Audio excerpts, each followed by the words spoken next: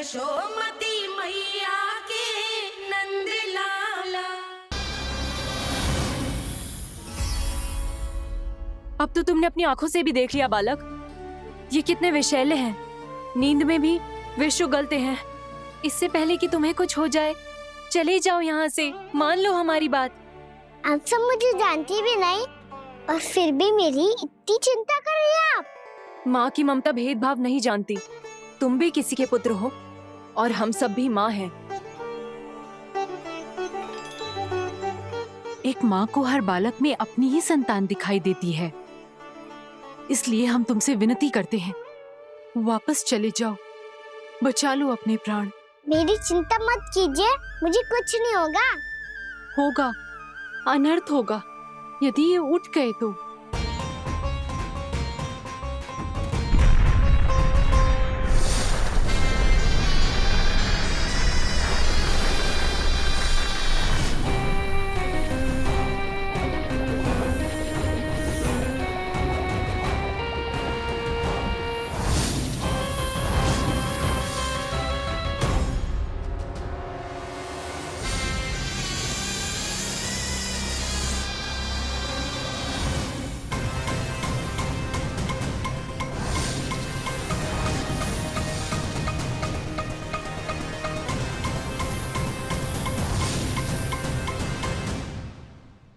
सामने होते हुए भी अपने इश्क को केवल वही देख सकता है जो अपना अभिमान त्याग चुका हो।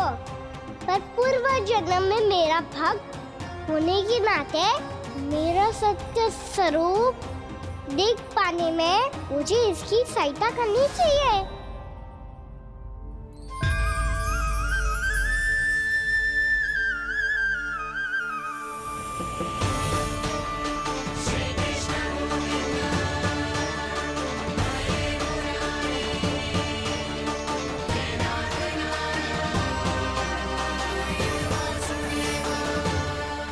देखो हमारा छोटा सा कान्हा जैसे डट के खड़ा हुआ है।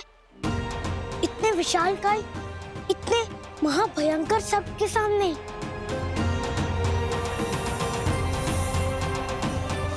ये कोई भगवान नहीं है जो इसके सामने हाथ जोड़ रही हो तुम सब।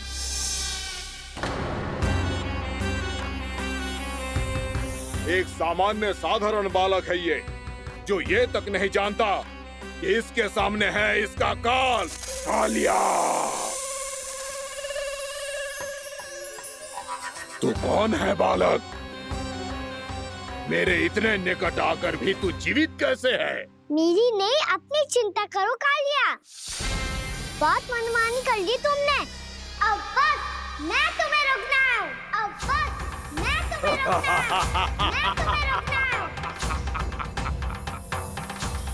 बित्ते भर का है तू, मेरे विष के बारे में जानता ही क्या है? और कहता है मुझे रोकने आया है। किससे? किससे रोकना चाहता है तू मुझे? मुझे क्रोध दिलाने की भूल मत कर बालक। अपनी फुंकार से ही तेरी इस मुस्कुराहट को अंतिम मुस्कुराहट बना सकता हूं मैं। शीघ्र बता, कौन है तू और किसने भेजा है तुझे? तुम्हें आवाज भी है कि अपनी पुकारों से तुम कितना विष भूल चुके हो। पवित्र यमुना नदी को कितना दूषित कर दिया तुमने। और यही नहीं, तुम्हारे कारण निकट के जीव जंतुओं, वृक्ष, वनस्पतियों सबको हानि पहुंच रही है। तो क्या? मुझे उससे क्या? मुझे है आपत्ति है मुझे तुम्हारे इस व्यवहार से, और इसीलिए तुम्हें यहाँ से जाना होगा। यहाँ से जाना होगा।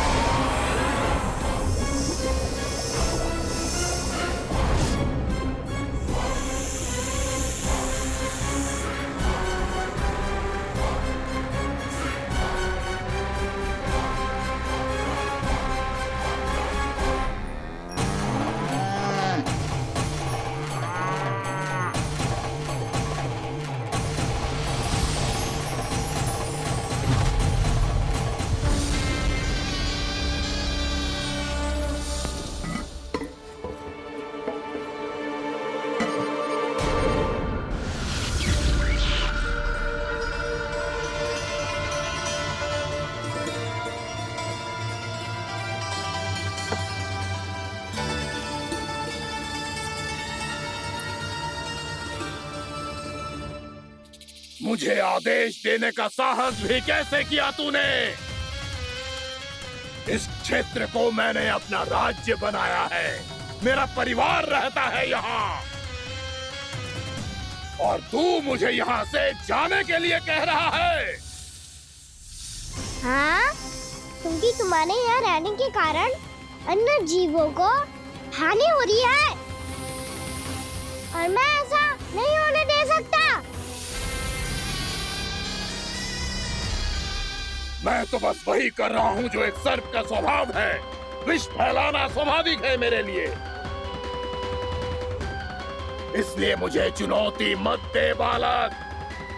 चुनौती तो मैं दे चुका हूँ कालिया। अब तो बस तुम्हें स्वीकार करनी है।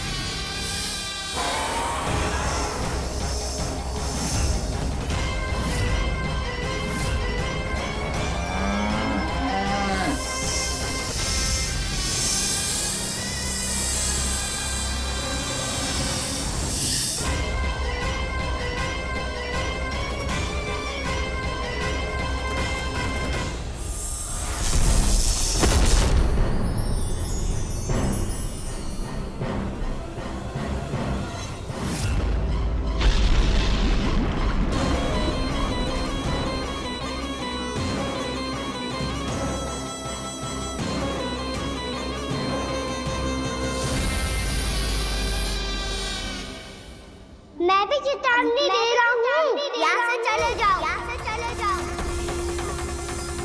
अपनी भूल को पहचानो कालिया। तुम जो कर रहे हो अनुचित है।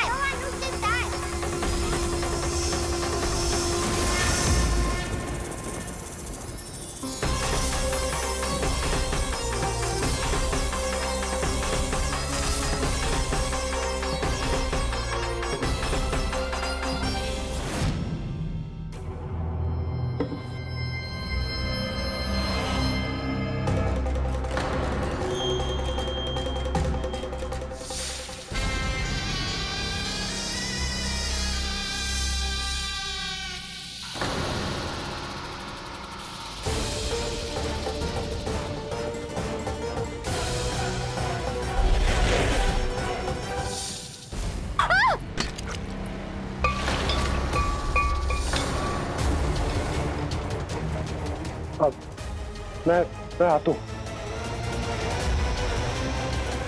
क्या हो गया सुधा?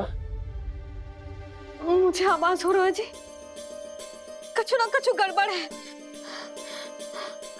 यशोदा, जो समस्या हमारे सामने है, हम सभी उसका समाधान खोजने में जुटे। तुम विश्वास करो, मैं कोई ना कोई समाधान अवश्य ढूंढ लूंगा। हम कैसे भी करके वो कमल के पुष्प उस कंस तक पहुंचा देंगे। नाना, समस्या उससे कहीं अधिक है, उससे कहीं अधिक बड़ी, उससे कहीं अधिक भयानक है।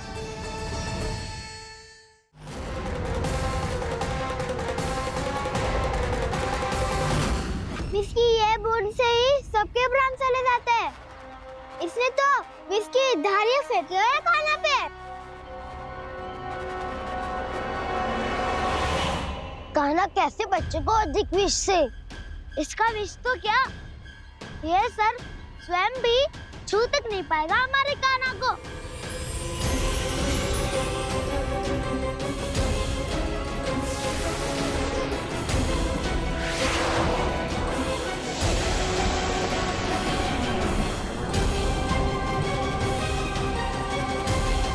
तुम्हारे सखा को, मेरे भाई को कोई हानि नहीं पहुंचा पाएगा। ये कान्हा का सत्य चाहे जो हो बलराम, पर अभी तो जो एक बालक ही है ना। देखो कैसे विष के कारण स्थिर हो गया है।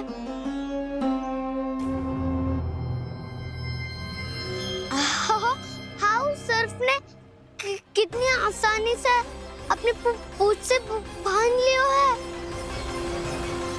मुझे यहाँ से भगाना चाहता था ना तू? अब मैं तुझे दिखाऊंगा अपना सामर्थ्य। ये मूर्ख किसे बांधना चाहता है अपनी पूंछ में?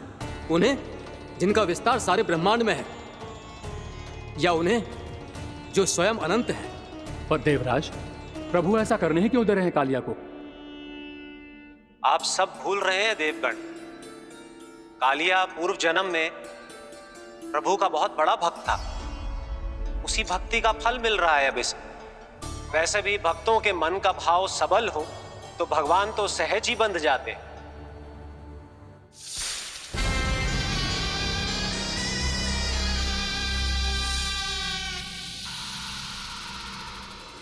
बलराम, तुमने ही तो कही थी कान्हा को कछु ना होगो। देखो उस दुष्ट ने चारों ओर से जकड़ लियो है।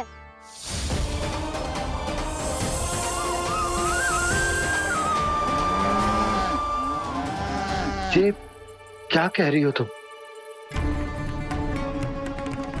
जसोदा जी, क्या हुआ? घबरा क्यों रही हो आप? सुलोचना, मुझे आभास हो रहा है कुछ बहुत बड़ी अनहोनी हो गई है। नंदराज, नंदराज, नंदराज!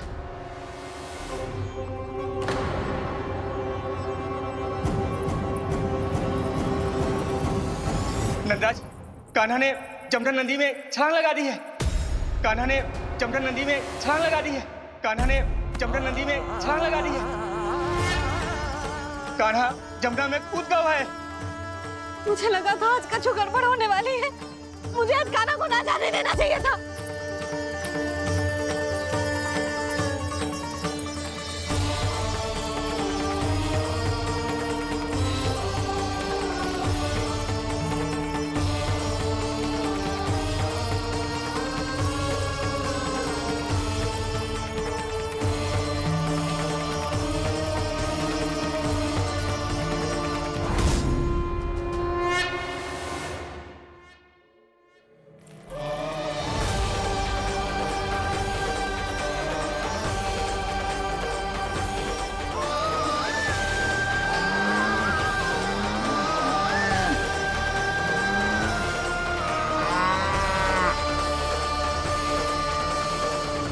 बलराम, शीघ्र कछु करो ना।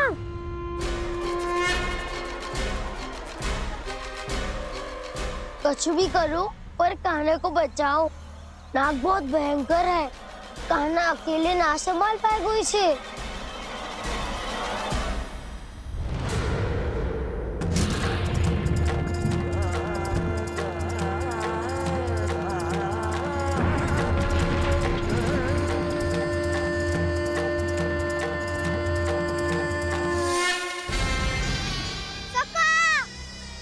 कोई बचाओ कान्हा को।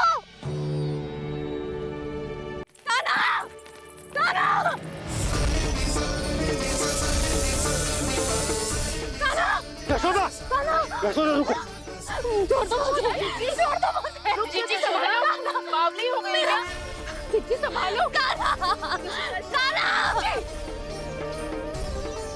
देखो अब कैसे तुम्हारे अस्थियों को तोड़कर छोटे छोटे टुकड़ों में बदल दूंगा मैं।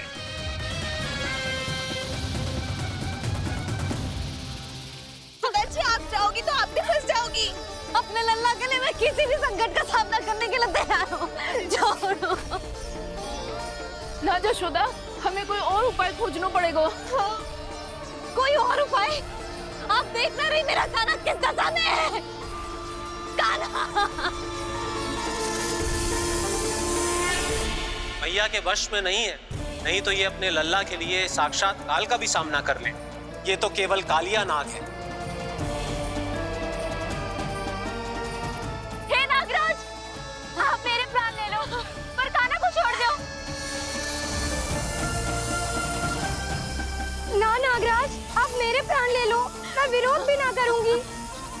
ना नागराज, आप मुझे मार दो, पर मेरे कान्हा को छोड़ दो। ना ना ना ना, नागराज मेरे प्राण ले लो। हमारे कान्हा से क्या शत्रुता है आपकी? प्रभु के लिए जो प्रेम यशोदा मैया के हृदय में है, वही इन सभी गोपियों के हृदय में भी है।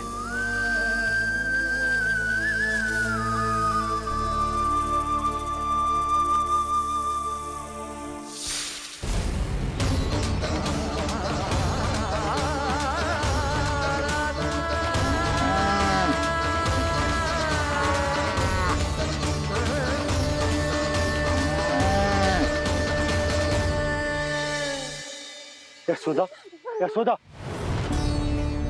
देखो इन गोपियों को, इन गैयाओं को, इन सब के मन में भी तुम्हारी भांति ही ममता भरी हुई।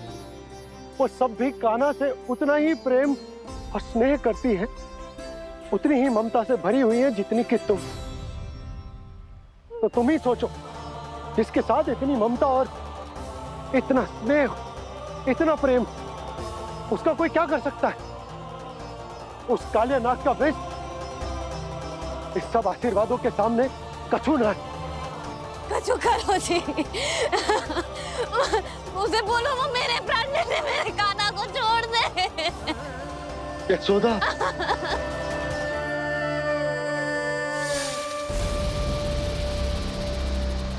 केवल इन्हीं में नहीं देवराज, नाग पत्नियों के हृदय में भी ममता का वही प्रेम उमड़ रहा है।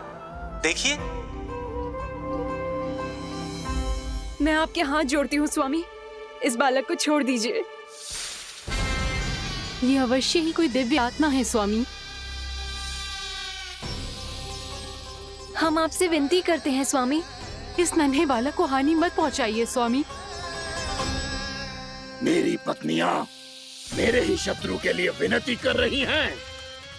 अब यदि इसके पक्ष में एक शब्द भी कहा तुम सबने, तो मैं इस बालक से पहले तुम सबके प्राण ले लूंगा। हो रहा प्रसन्न नाग कालिया, विजय को निश्चित जान। रोते बिलखते व्याकुल सब, संकट में देख कान्हा के प्राण।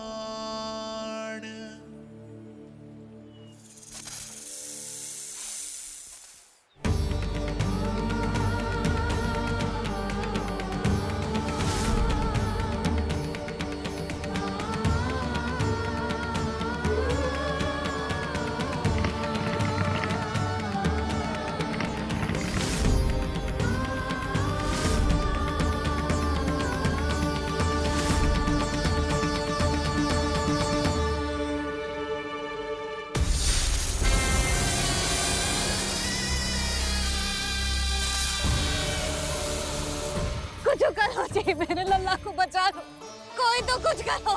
जीजी, संभालो यशोदा। यशोदा, यशोदा तुम शांत हो जाओ, मैं कान्हा को वापस लेकर आऊंगा, मैं रक्षा करूंगा उसकी। ना नंदराज, कान्हा, नंदराज नहीं। कम से कम आप तो समझो नंदराज, कालिया के पास आप जाओगे तो आप भी फंस जाओगे।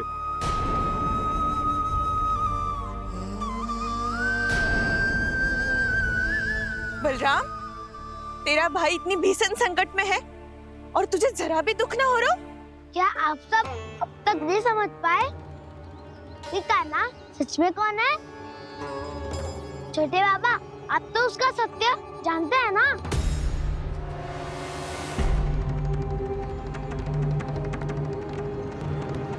मानता हूँ कि आप सब कान्हा के रहस्य के बारे में नहीं जानते, पर क्या उसके जन्म से आज तक घटी एक से बढ़कर एक विचित्र घटनाओं को भी भूल गए हैं आप सब?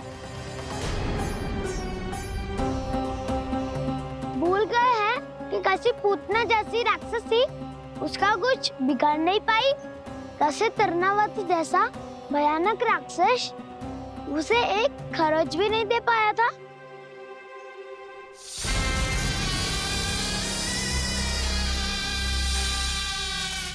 आप सबने अपनी आंखों से देखा था ना, बकासुर से कान्हा की रक्षा करने देवता स्वयं आए थे। पर सत्य तो ये है कि वो सभी देवता भी उस असुर के सामने असमर्थ हो गए थे। तब कान्हा ने बहुत ही आसानी से उस भयंकर असुर का वध किया था, एक ही बार में धराशायी कर दिया था उसे। तो आप सभी सोचिए, बार बार ऐसे असाधारण कार्य करने वाला बालक साधारण कैसे हो सकता है? अब तो आरंभ से ही सारा सत्य जानते हैं छोटे बाबा।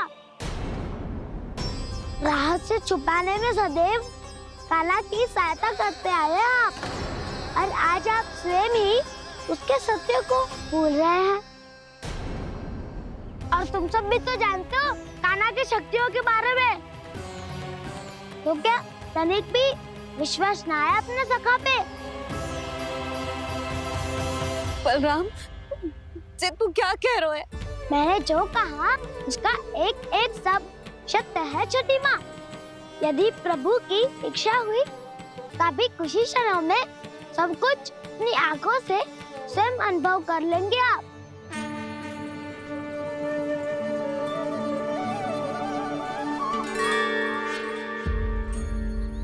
शांताकारं भुजगशयनं पद्मनाभं सुरेशं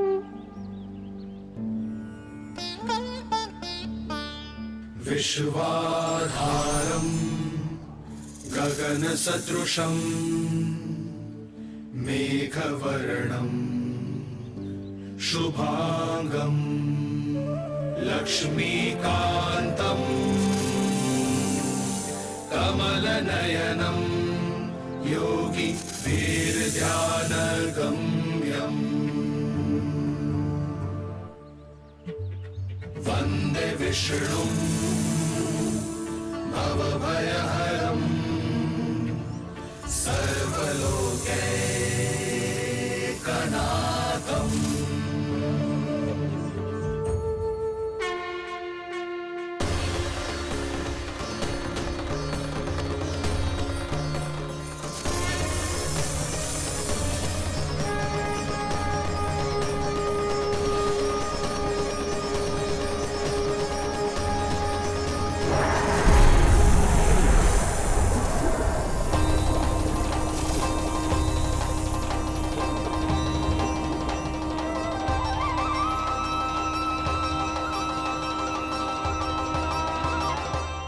तुझे क्या लगता है बालक कि तू मेरी जकड़ से निकल गया तो अब बच जाएगा तू?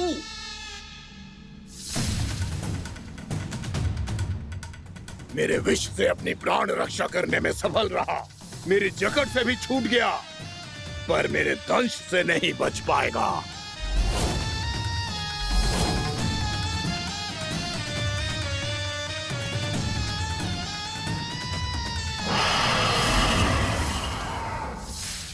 अब भय से भाग रहा है, पर मैं तुझे मृत्यु देकर रहूंगा।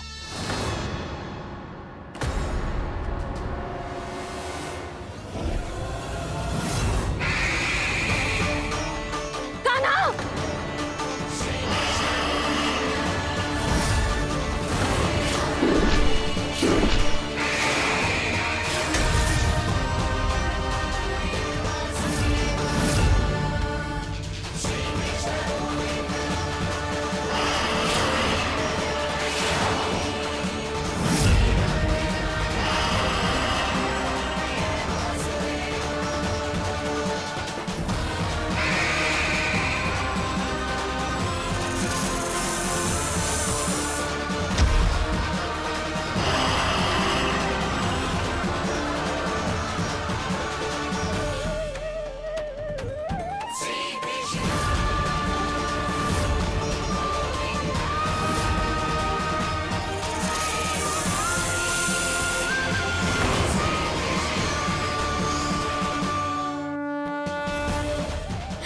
मेरा नन्हा सा कान्हा कितनी देर भाग पाएगा?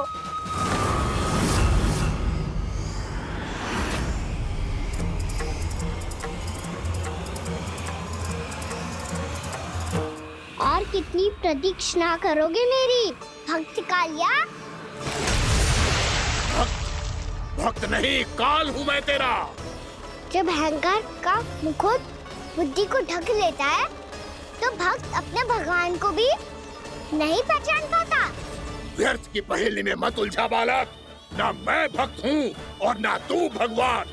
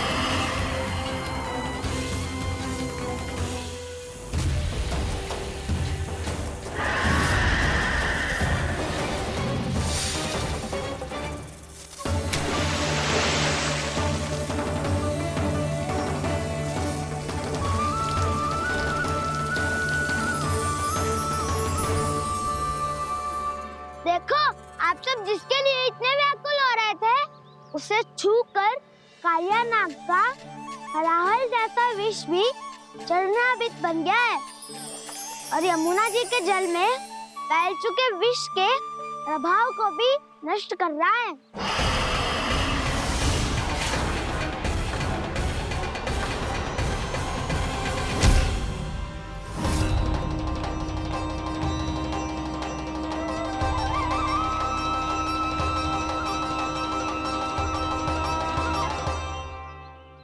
धर्म रक्षक, अधर्म विनाशक प्रभु श्री कृष्ण का कौशल सचमुच अद्वितीय है। नारायण नारायण।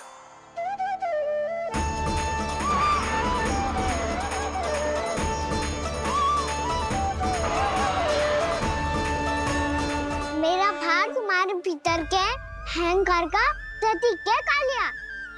अब तुम्हारा अहंकार, तुम्हारा अनपान मेरे पाँव के नीचे है और तुम्हारी पूंछ अर्थात तुम्हारे प्राण मेरे हाथ में। अब तुम क्या करोगे भक्त?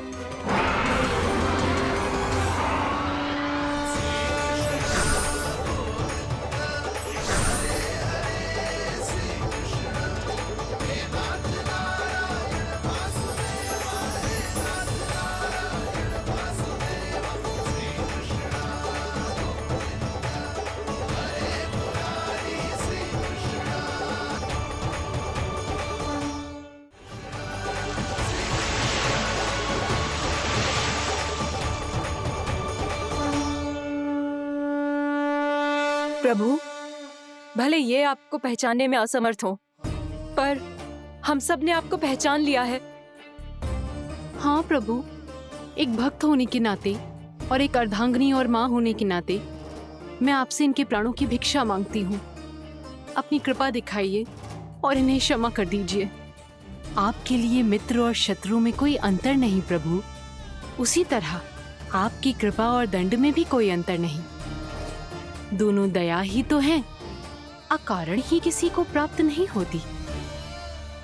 हमें विश्वास है कि हमारे पति को मिला ये दंड कोई अभिशाप नहीं है, आपका वरदान है। ये सत्य है प्रभु कि इनसे बहुत से पाप हुए हैं। इनके विष से बहुत सारे जीव जंतु को हानि पहुंची है, पर अब आपके चरण इनके शीश पर पड़ गए हैं। ऐसी कृपा तो बड़े बड़े महान महात्माओं को भी दुर्लभ है, और इन्हें प्राप्त हुआ तो अवश्य ही ये किसी महान पुण्य का ही फल है। हे प्रभु, उन्हीं पुण्य कर्मों की शक्ति का आह्वान कर मैं आपसे विनती करती हूँ, इन्हें प्राण दान दीजिए। मैं अपने इस भक्त को क्षमा अवश्य करूंगी देवियों, यदि ये अपने अहंकार को त्याग कर मुझे पहचान ले तो।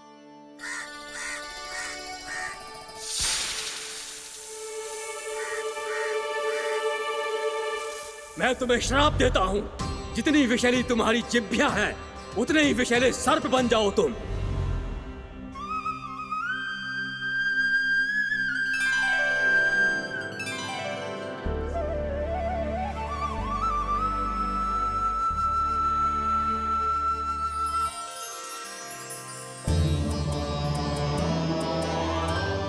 नारायण, मुझे क्षमा कीजिए नारायण। मैं तो आपका परम भक्त था, किंतु मैं आपको पहचान नहीं सका। इसका दंड तो मुझे मिलना ही था, किंतु मैं अब प्रायश्चित करना चाहता हूं। इसके लिए यदि आप मेरे प्राण भी ले लेंगे तो भी मुझे कोई दुख नहीं होगा। मैं अपना जीवन, मृत्यु और अपना अस्तित्व सब कुछ आपको समर्पित करता हूं। तुम्हें तुम्हारे क्रोध के कारण श्राप मिला, जिसे विशाल सर्प के रूप में तुम्हारा जन्म हुआ, और सर्प का तो स्वभाव है विष फैलाना। इसीलिए तुम्हें दंड नहीं दूंगा मैं। सिर्फ सभी अपराधों का पश्चाताप कर लिया, इसीलिए मैं तुम्हें क्षमा करता हूँ कालिया।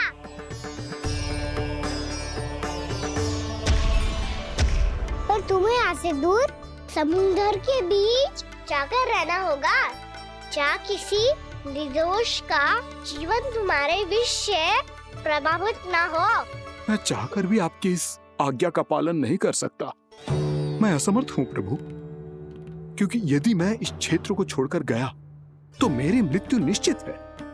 आपसे क्या छुपा है प्रभु? आप तो जानते हैं कि सर्प जाति और आपके वाहन गरुड़ के बीच अनंत शत्रुता चल रही है, जिसका प्रारंभ नागों के द्वीप नागालय से हुआ था।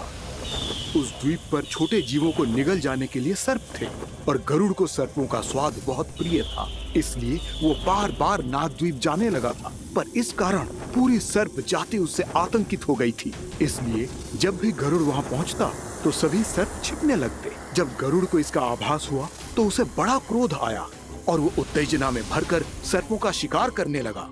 भूख ना होने पर भी उन्हें मारने लगा। अब सर्पों के प्राण हरना उसके लिए खेल बन गया था। इस भीषण समस्या का समाधान ढूंढने के लिए पूरी सर्प जाति महान सर्प वासुकी के सामने इकट्ठी हुई। हे महान वासुकी, हमारी सहायता कीजिए। नागद्वीप पर गरुड़ ने आतंक मचा दिया है। पहले तो वो हमें अपना भोजन बनाता था, लेकिन अब हम उसके खेल का साधन बन चुके हैं। भूख हो या ना हो, जब तब आकर वो हमारे प्राण हर लेता है। अनुचित हिंसा के इस प्रथा का आरंभ सर्पों ने ही किया है। पहले आप सबने पूरे द्वीप पर अधिकार कर लिया, फिर आहार के साथ साथ आनंद के लिए भी आप सभी ने निर्दोष जीवों की हत्या की। और जब सृष्टि का संतुलन बनाए रखने के लिए गरुड़ आपको अपना आहार बनाने आया, तो आप सब अपने प्राणों की रक्षा के लिए छिपने लगे। तो फिर गरुड़ का उत्तेजित होना तो स्वाभाविक ही था। नागनाथ, जो हमने अन्य जीवों के साथ किया वही अब हमारे साथ हो रहा है, परंतु ये भी तो सृष्टि के संतुलन के विरुद्ध ही है ना? अवश्य है, इसलिए मैं गरुड़ से चर्चा करूंगा। धन्यवाद प्रभु।